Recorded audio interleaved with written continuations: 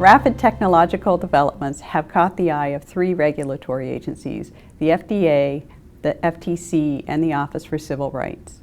The Office for Civil Rights gets involved if the advancement is related to an entity that would otherwise be regulated under the privacy rule, and those entities are healthcare providers or health plans, or the vendors to those healthcare providers and health plans. The FDA, of course, gets involved if the device being developed, or if the technology being developed would trigger FDA regulation as either a device or in some other manner. And the FTC has come in because the FTC has gotten very concerned that there are many apps that would not come under the purview of either the FDA or the Office for Civil Rights. And the FTC wants to make sure that those apps that are collecting health information from consumers are appropriately protecting that health information for consumers, and that consumers are therefore protected in those developments. There are two important concepts that innovators in the digital health space need to understand. The first is that FDA's regulation over medical devices is very broad. It applies to any device that's intended to affect the structure and function of the body, or for the diagnosis, mitigation, prevention, or treatment of any disease. The second concept is that the way a device is regulated depends upon its intended use, not just its functionality.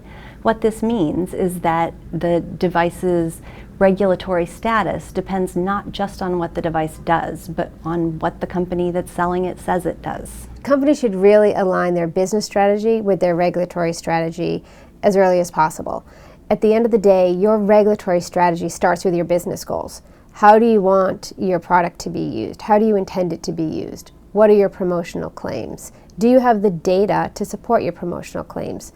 All of these are critical aspects of developing your regulatory strategy. If the product is being developed initially just to be consumer-based, so that only marketed to consumers, often developers will think that all they need to do is worry about the Federal Trade Commission requirements for protecting consumers' information. Sometimes in that instance, the developers end up in a place where they decide their product, while good for consumers, would actually be more beneficial if marketed through or provided through healthcare providers or managed care plans. And then suddenly they have to go back to the drawing board and make sure that their policies, their privacy policies and their security policies are meeting the requirements of the privacy rule and actually of those entities which may be beyond the privacy rule. With digital health, we are seeing new models of collaboration between technology companies and healthcare providers, beyond the traditional clinical trial type relationship. And what's interesting is neither of these entities, healthcare providers or technology companies, have traditionally been regulated by FDA. So it's really important to understand, is the product that they're developing together through their collaboration, is it regulated? And if it is, it's really important to understand the roles and the responsibilities of each of the parties, to understand what are the regulatory implications. Being regulated as a medical device manufacturer imposes significant burdens on companies, and these burdens come with some fairly significant costs. Companies are required to have the appropriate personnel, resources, and infrastructure necessary to support a quality system and other requirements in order to comply with FDA's requirements.